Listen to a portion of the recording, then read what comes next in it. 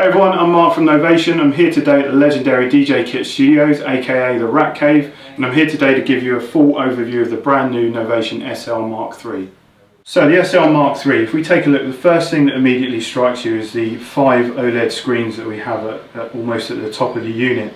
Now these are used to give us a lot of information, feedback on our session, mostly for sort of parameter feedback, but we do get a lot of information from our DAW in terms of software mutes, solos, record arms and things like that. And we can also access our send effects and stuff. So we've got a lot of visible feedback coming from the OLED screens at the top. The other thing that immediately strikes you is we have our 16 pads at the center or heart of the SL, which essentially is what gives us 8 individual tracks or 8 individual sequences, 16-step sequences. So these 8 individual tracks can be used to trigger stuff like hardware synthesizers, also CV and modular stuff as well, but also sequence stuff straight from our DAW. So in today's session we're using a mixture of both Ableton Live as sound source. We've also got a Novation Bass Station 2 which we're going to be using as well. So the way we do that is we hold Shift and templates, and we can see that once you receive your unit you'll actually get a load of sort of factory templates for some really decent synths and hardware that's out there on the market. So TR8, Octatrack, our Novation Peaks there, Sub 37, Big Sky, Analog Rhythm and stuff like that. So there are a lot of templates straight out of the box, but of course a really good thing as well is you can actually use the Novation component software. So if you want to make a template for your hardware, you can do it within seconds. Just go to the back of the manual, look at your CC messages, use the component software, map the faders, the pads for instant control of all your hardware. So SL essentially with this becomes your central hub or focus of your studio. It connects all of those worlds together, be it software, DAW, CV and modular synths, or vintage hardware and current hardware synths. So right now we're set up, as we said, we're using Ableton Live as a sound source. So we're going to set this up as a straight MIDI track. So once we're within the sessions here, we can actually select how we want this sequence or track to behave. So at the moment we've got it coming out of the USB MIDI. So that's correct, that's what we want to do. So we're using this track here to deliberately trigger stuff within Ableton Live. So that's on USB MIDI. Now we can turn it on for MIDI DIM 1. As we say, one of the great things about the SL is that we have dual MIDI DIN output. So that means we have MIDI output 1, MIDI output 2, but also if we want to, we can send that note information, that MIDI note information, out of both of them as well. So we can instantly add multiple layers all from one sequence. And if we want to, we can set the CV as well. So again, we have a really good feature on the SL, which is it has dual CV and gate output as well. So that's really good, and again we can actually send that signal out of both of them as well. And then we set the MIDI channel. So at the moment this is going MIDI channel 1, which is going straight into a drum rack in Ableton Live. So that's how we set up our templates. Let's jump into the sequencer mode and see if we can just construct a rhythm track or a drum track.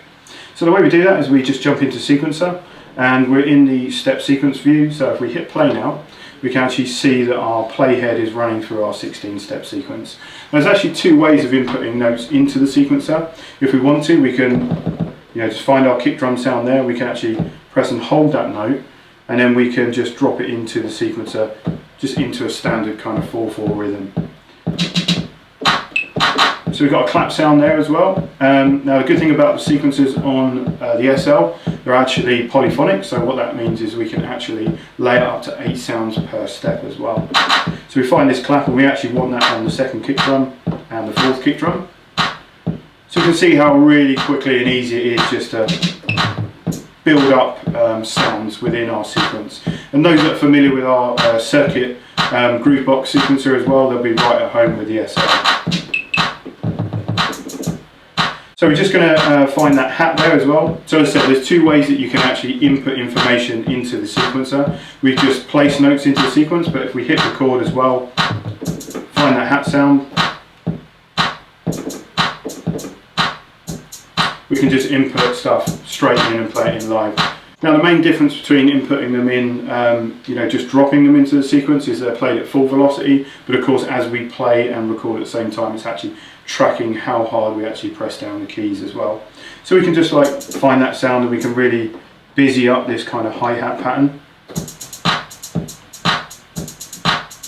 And then we can just find a couple of extra notes or samples that we want to put into the sequence as well.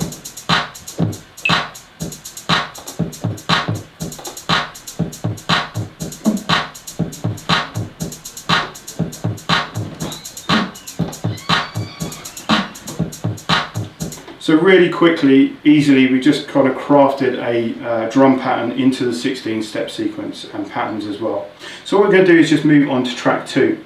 So as I said, one of the really good things about SL is the fact that we can set up these templates, and it ships with a few of the templates as well. So we mentioned at the beginning of the session we're using the Bass Station 2, so we have a template already for Bass Station 2, and we've loaded this up on track 2. Now the great thing, as we said, about particularly using the templates is that we get complete parameter control over our hardware synths. So from the SL and the rotary encoders, the 8 rotary encoders, endless encoders that I have at the top, we can actually control the frequency cutoff of the filter from the Bass Station 2 directly from the SL itself. So that's really neat. Another really good thing about the SL is the scales mode, which I find particularly powerful. So if we press scales, we can actually choose how we want the key bed locked into scale. So for example, if I want to, I can jump to say an F. We can change to any of the scale types that we have built into the SL. There's a variety of different minor and major scales, but just for this demonstration we'll just keep it locked into a natural minor. And I'm quite comfortable in C, so we'll just keep it at C. So once we've selected the scale type and the root note, we can actually then assign it to the channels that we want. So we mentioned before we have 8 tracks or 8 sequences. What we can then do is choose what we want the scale mode locked to. So for example, I don't want track 1 or sequence 1 actually locked in scale, because that's my drum channel, and then it's going to either transpose the drums or actually make some of the notes not available to play. But we want to play the bass in scale, so we're going to lock it into track 2. We're going to jump back into sequence, and you notice already I've actually got the key bed locked in. But if we shift and scales mode on and off, what you can see is that once we've got it in the standard mode and then we lock scales on, the key bed then changes and snaps that into scale. So this is a real good sort of visual feedback for those like myself that are not a very good keys player. We can just see instantly what notes we need to play, and that will keep it in scale in the key of choice as well. So we can see the brighter notes. That is essentially our root note, and that's the octave to octave with the slightly brighter notes. And as we said, there's different modes that lock the scale into place. So I mean, even if I hit the wrong note, it's going to snap to the right note. So for those that are lazy players like me, it's super handy. So once we hit play, we can now find a bass line that's going to suit. And as I said, we are actually triggering the bass station from the SL, and we're going to sequence something from the bass station.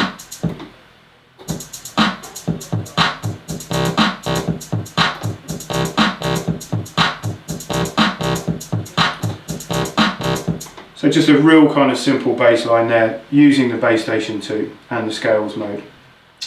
So we're going to jump ahead and, like I said, jump onto MIDI channel 3, where we've got this kind of like lead sound again triggering from Ableton, all set up in the templates view. And again, we can just use this now to find a kind of lead sound that we want as well.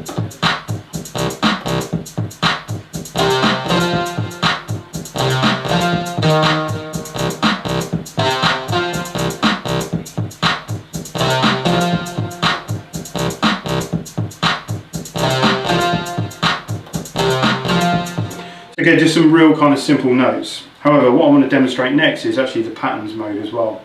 So you can see there that we were playing around, and there's actually a kind of like nice variation that I think we could kind of use. So the way I would do that is then actually go into patterns mode. So patterns, for example, is a way of then stretching out these kind of ideas. So we mentioned we've got 8 tracks or 8 sequences. We can actually now chain these together, which is really useful. And the way we do this is with the pattern lanes we have here, and you can see a really good thing about the SL is the color coding as well with the tracks. So track 1 being our drum track is blue, our bass station is the yellow one. Actually this third one here where we're sort of playing with this lead sound is on this kind of nice sort of turquoisey green color. So what I can do now is I can actually increase from a 16-step sequence to a 32-step sequence, In fact, what I can do is actually increase that all the way up to 8 patterns chained together, which essentially gives us 128 steps, which is really, really useful for just kind of stretching out ideas, coming up with different variations and stuff. So what we can do now is just hit play, and you can see that this will actually jump from the first sequence to the second one, and then back again. So what we can do now is actually use that additional 16-step sequence to create a variation.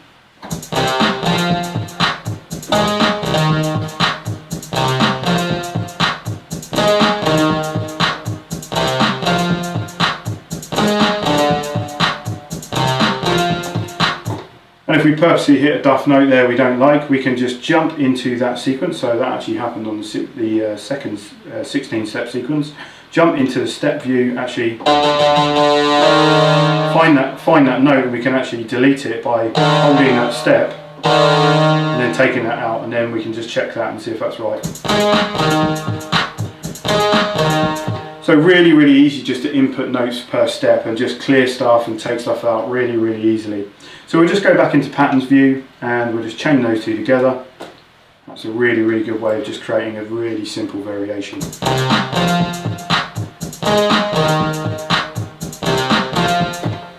So no production masterclasses here, but just simple way of just getting your ideas down into the SL sequences. So we're going to jump ahead and jump onto track number 4, and we're just going to demonstrate the arpeggiator that we have on the SL. So we've got this kind of nice plucky sound. The ARP is super, super powerful on the SL. The way we actually access it is just by turning the arpeggiator on. And if we want to, we can actually kind of latch that note as well.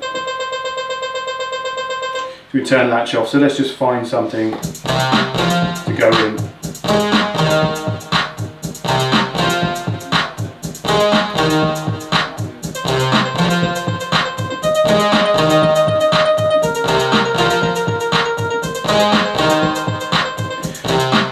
So just a real good way of just turning on the ARP and then just playing around. Now we have many different features that we can use with the arpeggiator on SL. So for example, we can see that we have our arpeggiated sequence here. We can actually create our own arpeggiators or groove within our arpeggiator by actually turning off some of the steps in the ARP. So real good way of just creating your own rhythms as well. And the really neat thing as well, we can actually change the way that the ARP behaves. So we can have it going up, can have it going down, it can go up and down. It can also go different variations of up and down, but it can also go random as well. So we can get completely kind of random behaviour from our ARP as well. We can change the gate and the sync rate as well. We can also change the octave range that it will go up as well. So you can get some different flavours all within the ARP settings as well. So we just shift an ARP on to turn the arpeggiator on, or we can also latch that on as well. So really, really neat features and functions just to get some ideas down really quickly with the SL. Now, the final thing I really want to talk about is we've been using this to pretty much in standalone. So the good thing to think about with the SL is that it has its own workflow. It connects all of those universes together, so hardware, CV, synthesizers as well. But also we're using Ableton Live as a sound source as well. So what this is going to allow us to do now is actually we can jump into Ableton Live Control. So if we jump into In Control, this basically puts us in software control mode. And as we said already, we are using Ableton Live as a sound source. We are controlling Ableton Live. However, there are templates for Logic, Reason. Also introduces Huey control as well, so we'll be working with Cubase and stuff as well. So, but in today's session we're just using it with Ableton Live, so we can show you the Ableton Live script as well. So once we hit In Control, those that are familiar with Launchpad will be right at home with the grid now, because it essentially becomes a mini Launchpad where you have clip launching, also scene launching as well. But we can get a complete deep level of control over Ableton Live. For example, the pads now become mutes, where we can mute the individual tracks. We can actually solo as well, and we can actually pan down and go to monitor and record arm as well.